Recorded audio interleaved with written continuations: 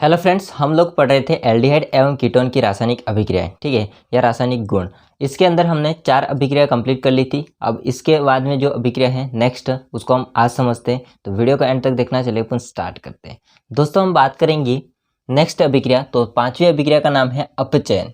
तो रासायनिक अभिक्रिया होती है, रासायनिक गुण होते हैं, इनके अंदर हम लोग 5वीं अभिक्रिया पढ़ने वाले हैं अपचयन। इसके अंदर मोस्ट इंपॉर्टेंट 2 अभिक्रिया हैं, क्लेमेंसन अपचयन अभिक्रिया और वोल्फ किर्शनर अपचयन अभिक्रिया। तो ये अभिक्रिया क्या होती है आप लोग समझिए। क्लेमेंसन अपचयन अभिक्रिया की अगर बात करेंगे तो इसकी अभिक्रिया हम लोग जिंक अम्लगम, इसको बोलेंगे ZnHg मरकरी अम्लगम, तथा सांद्र HCl होता है। इसके मिश्रण की उपस्थिति में कराया जाता है। इसकी उपस्थिति में हम लोग करवाते हैं कीटोन का अपचयन। तो कीटोन होता है, इसका फॉर्मूला क्या होता है, तो दोनों तरफ कार्बन होंगे और बीच में COO, इसको बोलते हैं कार्बोनिल समूह। अगर दोनों तरफ कार्बन है तो फिर ये क्या बन जाएगा, कीटोन। तो ये आपका कीटोन। इसका हम करवाएंगे अपचयन। किसकी उपस्थिति में अपचयन होगा, तो जिंक Hg अम्लगम जिसको बोलते हैं, एंड साथ में जोड़ेंगे HCl। दोस्तों, हमको क्या करवाना है, अपचयन करवाना है। और आपको पता हो तो मैंने ऊपर लिखा गया है कि अपचयन का मतलब क्या होता है, या तो हाइड्रोजन का जुड़ना या फिर ऑक्सीजन का बाहर निकलना। तो यहाँ पर हम लोग 2H2 ऐड करेंगे, 2 हाइड्रोजन 2H2 ऐड करेंगे, 4 हाइड्रोजन ऐड करेंगे। ठीक है, यहाँ पर बंध टूटेगा, ये वाला बीच वाला, तो कार्बन के 2 बंध टूटे और ऑक्सीजन के भी 2 बंध टूटे, तो 2 हाइड्रोजन इसको देना है, 2 हाइड्रोजन इसको देना है। तो क्या होगा, देखते जाइए आप लोग। CH3 इसको 2 हाइड्रोजन दिए तो बन जाएगा CH2 प्लस इसको 2 हाइड्रोजन दिए तो क्या हो जाएगा H2O। ठीक है, तो यहाँ पर क्या चीज़ बनी, CH3 CH2 CH3 क्या बन जाएगा, एल्केन, या आप इसको नाम लिख सकते हो प्रोपेन, 3 कार्बन है तो सिंपल। क्लेमेंसन अपचयन अभिक्रिया में कीटोन होता है, इसका अपचयन हम लोग करवाते हैं इनकी उपस्थिति में जिंक अम्लगम तथा साथ में HCl के मिश्रण की उपस्थिति में अपचयन करवाएंगे। तो यहाँ से बंध टूटा, 2 बंध कार्बन के टूटे, 2 हाइड्रोजन इसको दे दिए, और 2 बंध आपके ऑक्सीजन के टूटे, उसको 2 हाइड्रोजन दे दिए, तो जल प्लस एल्केन प्राप्त होता है। इस अभिक्रिया को हम बोलते हैं क्लेमेंसन अपचयन अभिक्रिया। क्या होती है, इसकी डेफिनेशन पढ़िए। कीटोनों का अपचयन जिंक अम्लगम तथा सांद्र HCl यानी कि ZnHg प्लस HCl के मिश्रण से कराया जाता है तो एल्केन बनते हैं। इसे हम क्या कहते हैं, क्लेमेंसन अपचयन अभिक्रिया कहते हैं।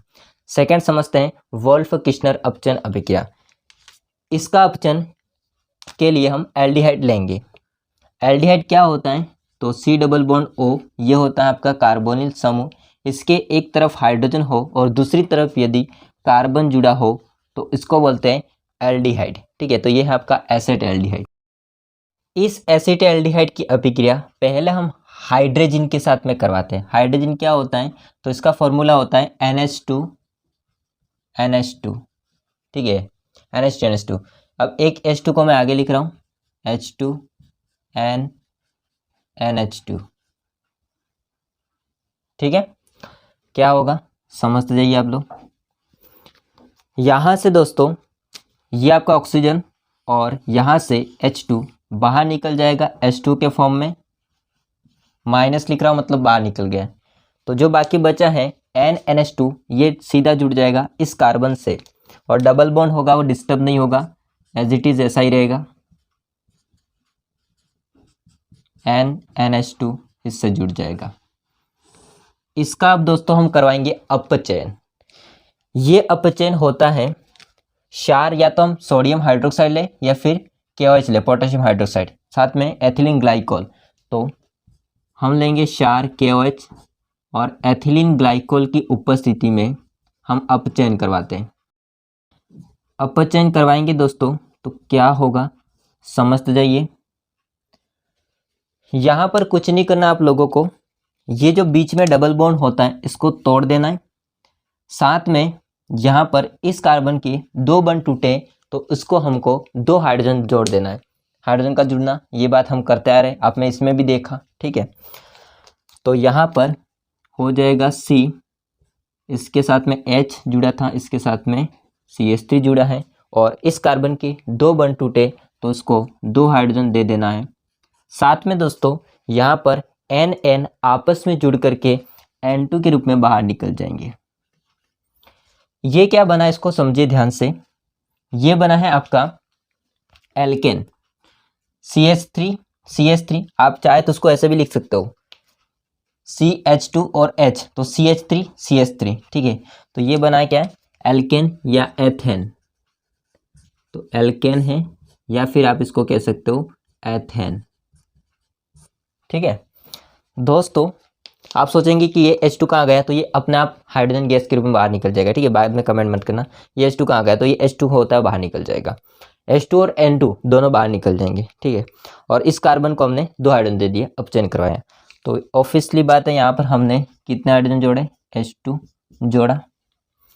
इस अभिक्रिया को हम बोलते हैं वोल्फ किस्नर अपचयन अभिक्रिया। डेफिनेशन को पढ़िए। एल्डिहाइड की हाइड्रोजन के साथ अभिक्रिया, एल्डिहाइड रहता है इसका, हाइड्रोजन होता है, इसके साथ में अभिक्रिया करवाई तो इसके पश्चात ये बीच में मतलब मध्यवर्ती बनेगा और फिर एथिलीन ग्लाइकोल में NaOH या फिर KOH क्षार होता है, उसके साथ में हमने इसको गर्म किया। ठीक है, इसको हम गर्म करेंगे इसको, तो क्या हो जाएगा COO, मतलब ये जो समूह था इस समूह के स्थान पर CH2 समूह, ये समूह CH2 समूह में बदल जाता है, अर्थात हम कह सकते हैं एल्केन प्राप्त होता है। इस अभिक्रिया को हम बोलते हैं दोस्तों वुल्फ किस्टर अपचयन अभिक्रिया कहते हैं। तो ये थी अपचयन अभिक्रिया के अंदर। अब हम समझते हैं अगली अभिक्रिया जो कि रासायनिक अभिक्रियाओं में। स्क्रीनशॉट ले लीजिए दोस्तों। नेक्स्ट अभिक्रिया हो जाएगी हैलोफॉर्म अभिक्रिया। हैलोफॉर्म में क्या होता है, इनके अंदर हैलोफॉर्म बनते हैं। अब हैलोफॉर्म कौन कौन सा हो सकते हैं, तो जैसे कि क्लोरोफॉर्म हो गया, क्लोरोफॉर्म, आयोडोफॉर्म। तो हैलोफॉर्म अभिक्रिया के अंदर क्या बनते हैं, हैलोफॉर्म बनते हैं। जैसे क्लोरोफॉर्म हो गया, ब्रोमोफॉर्म हो गया, आयोडोफॉर्म हो गया। तो इस प्रकार से अब समझते क्या होता है दोस्तों। इसमें हम लोग एसिटाल्डिहाइड और मेथिल कीटोन की क्रिया होती है वो हैलोजन तथा क्षार से करवाते हैं। तो सबसे पहले हम बात करेंगे एसिटाल्डिहाइड की। एसिटाल्डिहाइड क्या होता है, तो इसमें C डबल बॉन्ड O और H, ये आपका एल्डिहाइड, और बाकी बचा आपका CH3, तो ये है एसिटाल्डिहाइड। इसकी अभिक्रिया हम करवाते हैं हैलोजन प्लस क्षार से। क्षार के रूप में हम लेंगे सोडियम हाइड्रोक्साइड, इसके साथ में रिएक्शन करवाते हैं दोस्तों। तो क्या होता है, ये आपका अलग हो जाएगा पूरा, जिसमें से CH3 होता है वो आयोडीन के साथ, मतलब ये जो ग्रुप होता है आपका, ये इस आयोडीन के साथ में मिलकर के आयोडोफॉर्म बनाएगा CHI3 प्लस बाकी जो बचा है ये वाला ग्रुप होता है वो इसके साथ मिलेगा। इसमें से क्या होगा, ये बन टूटेगा I से, यहां से ONA होता है वो इसके साथ मिलकर के बनाता है सोडियम फॉर्मेट, मतलब HCOONA, समझ रहे हो ना, HCOONA। बाकी जो होता है आयोडीन संख्या में अगर ज़्यादा होंगे तो हम इस जो बचा हुआ सोडियम होता है उसके साथ मिलकर के बनाएगा सोडियम आयोडाइड, और साथ में बनेगा H2O। ठीक है, अब आप सोच रहे होंगे कि ये कैसे बना, तो इसको हम लोग बैलेंस करते हैं। इसको संख्या में 3 लेंगे, इसको संख्या में 4 लेंगे, ये संख्या में 3 बनेंगे और ये भी संख्या में 3 बनेंगे, और ये कहलाता है आपका आयोडोफॉर्म, जिसको हम क्या कहते हैं, सामान्य हैलोफॉर्म। ठीक है, तो जब हमने एसिटाल्डिहाइड की अभिक्रिया आयोडीन के साथ में क्षार की उपचयन करवाई, तो दोस्तों यहाँ पर हम क्या प्राप्त करेंगे, आयोडोफॉर्म प्राप्त करेंगे। अब हम लोग समझते हैं मेथिल कीटोन की क्रिया क्षार और क्षार के साथ में करवाए तो क्या बनता है। देखिए मेथिल कीटोन का मतलब क्या होता है, तो C डबल बॉन्ड O, इधर है हमारा एक CH3 और इधर है कार्बन। ठीक है, सिंपल मेथिल कीटोन। इसकी क्रिया हम लोग हैलोजन के साथ में करवाते हैं। यहाँ पर मैं X2 लिख रहा हूँ, मतलब X की जगह आप Cl Br और I तीनों में से कोई भी ले सकते हो, और इसकी रिएक्शन हम NaOH के साथ में करवाएंगे। आपको पता है यहाँ से बॉन्ड टूटेगा और ये जो होता है वो आपका इसके साथ मिलकर के हैलोफॉर्म बनाएगा। तो क्या बनता है यहाँ पर, तो आपका बनेगा CH3 एंड साथ में इसके साथ में ये वाला जुड़ जाएगा आपका, तो RC डबल बॉन्ड O और इसके साथ में ONA जुड़ेगा, ONA। ठीक है, ये क्या बना, हैलोफॉर्म।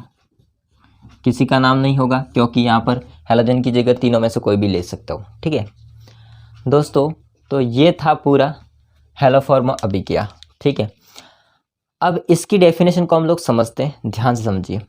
एसिटाल्डिहाइड, ये वाला एसिटाल्डिहाइड एल्डिहाइड है, तथा मेथिल कीटोन होती इसकी क्रिया हैलोजन तथा क्षार के साथ में, हैलोजन तथा क्षार के साथ में कराने पर हैलोफॉर्म बनते हैं। हैलोफॉर्म आइडोफॉर्म बना इसमें सिंपल आप आइडोफॉर्म भी बना सकते हो, क्लोरोफॉर्म भी बना सकते हो, ब्रोमोफॉर्म भी बना सकते हो। ठीक है, ये बनता है। इस अभिक्रिया को हम क्या बोलते हैं, हैलोफॉर्म अभिक्रिया कहते हैं। आपको सिर्फ इतना ही ध्यान रखना है कि यहाँ पर हैलोफॉर्म बनता है, बाकी साइड प्रोडक्ट बनते रहते हैं। ठीक है, स्क्रीनशॉट ले लीजिए फटाफट। दोस्तों नेक्स्ट रिएक्शन हो जाएगी कैनिजारो अभिक्रिया। ये भी इंपॉर्टेंट है, नाम से रिएक्शन है कैनिजारो। इसके अंदर क्या करेंगे, ये केवल एल्डिहाइड की है, मतलब एल्डिहाइड की ही रासायनिक अभिक्रिया है। इसके अंदर हम लोग एल्डिहाइड होता है इसका सांद्र क्षार, जिसमें से हम NaOH या फिर KOH ले सकते हैं, उसके साथ में गर्म करेंगे। तो इसमें क्या होगा, दो अणु लेंगे एल्डिहाइड के, जिसमें एक एल्डिहाइड का अपचयन होगा और एक एल्डिहाइड का ऑक्सीकरण होगा। ठीक है, जिसका अपचयन होगा वो अल्कोहल बनाएगा और जिसका ऑक्सीकरण होगा वो कार्बोक्सिलिक अम्ल बनाएगा। कैसे वो समझते हैं। जैसे हमने एल्डिहाइड के एग्जाम्पल लिए फॉर्मल्डिहाइड। फॉर्मल्डिहाइड का फॉर्मूला क्या होता है, तो C डबल बॉन्ड O, एक तरफ H दूसरी तरफ भी H, ये है आपका फॉर्मल्डिहाइड। अब मैंने आपको बताया कि इसके दो अणु लेने हैं, तो फॉर्मल्डिहाइड होता है, इसके भी हम लोग दो अणु लेंगे, H डबल बॉन्ड O। ठीक है, इसकी अभिक्रिया हम करवाते हैं सांद्र NaOH के साथ क्षार। अब हम क्या करते हैं, इस फॉर्मल्डिहाइड के दोनों अणु में एक अणु का अपचयन करेंगे और एक का ऑक्सीकरण करेंगे। आपको पता है जिसका अपचयन करेंगे इसमें हाइड्रोजन जोड़ेंगे, तो यहाँ से एक बंध टूटेगा, तो एक हाइड्रोजन इसको देना है, एक हाइड्रोजन इसको देना है। तो पहले अणु का हमने क्या किया, अपचयन किया। सेकेंड का करना है ऑक्सीकरण। ऑक्सीकरण में क्या होता है, हाइड्रोजन को बाहर निकालना होता है, तो हम इस हाइड्रोजन को बाहर निकाल देंगे इस हाइड्रोजन के साथ। तो क्या होगा, बाकी इस कार्बन से ONA जुड़ जाएगा जो कि ऑक्सीजन जुड़ेगा, तो वो कौन सी अभिक्रिया कहलाती है, ऑक्सीकरण। तो इसका हमने क्या किया, ऑक्सीकरण किया। अब आपको समझना है कि ऑक्सीकरण करेंगे तो क्या बनेगा और अपचयन करेंगे तो क्या बनेगा। इसको मैं लिखता हूं C, देखो इसको मैं ऐसे लिख देता हूं डायरेक्ट ही, CH, कितने H होंगे, CH, जो आपका C होगा कार्बन होगा, उसके साथ में कितने हाइड्रोजन है, 1 2 3, तो ये बन जाएगा CH3। बाकी OH सिंगल बॉन्ड के साथ क्या बन गया, मेथेनॉल, अल्कोहल। तो क्या बना अपना, अल्कोहल बना, प्लस इसकी बारी, ये H2 के फॉर्म बाहर निकल गया। कार्बन होता है उसके साथ में कौन जुड़ेगा, ONA, तो CHO, C, एक H ऐसे जुड़ा हुआ है, बाकी डबल बॉन्ड के साथ ऐसे जुड़ा हुआ है, और इस कार्बन से ONA जुड़ जाएगा। और आपको पता है ये क्या है, आगे देखा था वही है। इसको अगर मैं आपको बताऊं तो कैसे लिख सकता हूं, ऐसे या करके मैं लिख रहा हूं HCOO Na, इसका क्या नाम था, सोडियम फॉर्मेट। ठीक है, तो आपने यदि एल्डिहाइड के दोनों अणु का एक का अपचयन करवाएं एक का ऑक्सीकरण करवाएं सांद्र NaOH की उपस्थिति में, तो यहाँ पर मेथेनॉल, अल्कोहल, साथ में सोडियम फॉर्मेट बनता है। ये कार्बोक्सिलिक एसिड है। ठीक है, अब हम समझते हैं यदि एरोमेटिक एल्डिहाइड लेंगे तो क्या होगा। जैसे हमने लिया है बेंजल्डिहाइड, बेंजीन के ऊपर CHO, double bond O, CHO plus दूसरा भी वैसा ही लेना है। इस बेंजल्डिहाइड में H को मैं ऊपर लिख देता हूँ, बाकी डबल बॉन्ड होता है उसको नीचे लिख देता हूँ ऐसे, ठीक है। अब इस बेंजल्डिहाइड होता है, इसका हम करेंगे ऑक्सीकरण और इसका करेंगे अपचयन। अपचयन में क्या होता है, तो यहाँ से एक बॉन्ड तोड़ना है, एक हाइड्रोजन इसको देना है, एक हाइड्रोजन इसको देना है। ये किसकी उपस्थिति में होती है रिएक्शन, तो सांद्र NaOH की उपस्थिति में होती है। थोड़ा इसको हम लोग गर्म करेंगे। इसके अंदर हमको ऑक्सीकरण करवाना है, तो ये आपका H और ये H बाहर निकल जाएंगे, बाकी ON होता है कार्बन के साथ में कनेक्ट हो जाएगा। क्या बनता है, इसको हम लिखते हैं CHH2 और OH, तो ये बना आपका बेंजिल अल्कोहल, और प्लस साथ में benzene C double bond O, और इस कार्बन के साथ में ONH जुड़ जाएगा, तो ये बना सोडियम बेंजोएट। तो दोस्तों यहाँ पर थोड़ा सा छोटा लिखा है, ऊपर बना आपका अल्कोहल और नीचे बना है सोडियम बेंजोएट कार्बोक्सिलिक एसिड, ठीक है। क्या होता है समझिए इसको। डेफिनेशन, एल्डिहाइड को सांद्र क्षार यानी कि हम इन दोनों में से कोई भी ले सकते हो, NaOH या KOH के साथ में गर्म करते हैं। तो यहाँ पर हालांकि गर्म करने के लिए डेल्टाइट लिखेंगे, गर्म किया जाता है, जिससे एक अणु का ऑक्सीकरण होकर के कार्बोक्सिलिक अम्ल का लवण जिसका भी ऑक्सीकरण हुआ है वो बनाता है कार्बोक्सिलिक अम्ल, और दूसरे का अपचयन होता है, जिसका भी अपचयन हुआ है वो बनाता है अल्कोहल, ये अल्कोहल और ये अल्कोहल, ठीक है। तो ये अभिक्रिया थी केवल एल्डिहाइड की रासायनिक अभिक्रिया। अब हम समझते हैं एक अभिक्रिया और लास्ट एंड फाइनल, तो आप लोग इतना स्क्रीनशॉट ले लीजिए। दोस्तों नेक्स्ट लास्ट एंड फाइनल अभिक्रिया हो जाएगी जो कि है इलेक्ट्रॉन स्नेही प्रतिस्थापन अभिक्रिया। दोस्तों ये जो अभिक्रिया होती है, इस अभिक्रिया की अगर बात करें तो यहाँ पर एल्डिहाइड और जो कीटोन होते हैं, मतलब जो कार्बोनिल समूह होता है, इसमें आपको पता है, क्या पता है कि जो आपका कार्बोनिल समूह होता है, ये कार्बोनिल समूह, इसमें कार्बन के इलेक्ट्रॉन कौन ले लेता है, ऑक्सीजन। तो इस पर क्या आ जाता है, पार्शियल नेगेटिव, और इस पर क्या आ जाता है, पार्शियल पॉजिटिव। यदि ये एक आपका बंध बेंजीन से कनेक्ट हो, ठीक है, और दूसरी तरफ हाइड्रोजन हो, तो ये आपका एल्डिहाइड बन जाएगा। अब इसने ये इलेक्ट्रॉन ग्रहण किया है, तो फिर क्या होगा, बेंजीन होगा, उसके पाई इलेक्ट्रॉन फिर आगे अनुनाद करना स्टार्ट करेंगे। तो इस प्रकार से कीटोन और एल्डिहाइड के मध्य जो आपके कार्बोनिल समूह होता है, वो इलेक्ट्रॉन जो बेंजीन के इलेक्ट्रॉन होता है वो अपनी ओर खींचता है, जिसकी वजह से जो आपका बेंजीन होता है, इसकी ऑर्थो और पैरा स्थिति, ऑर्थो स्थिति मान लीजिए यहाँ पर ग्रुप जुड़ा हुआ है C डबल बॉन्ड O, ठीक है, ये ग्रुप जुड़ा हुआ है आपका।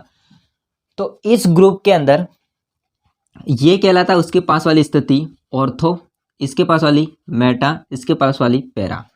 तो दोस्तों ऑर्थो और मेटा जो पैरा जो होती है, ऑर्थो और पैरा स्थिति होती है, उनमें क्या हो जाता है, इलेक्ट्रॉन घनत्व कम हो जाता है। अब आप सोचेंगे ये बता क्यों नहीं रहे, तो दोस्तों मैंने इलेक्ट्रॉन प्रतिस्थापन अभिक्रिया होती है बहुत बार समझा रखा है क्या होता है क्या नहीं। अगर अनुनाद करता है, ऊपर वाला समूह अगर इलेक्ट्रॉन देता है, तो ऑर्थो और पैरा स्थिति पर इलेक्ट्रॉन घनत्व बढ़ जाता है।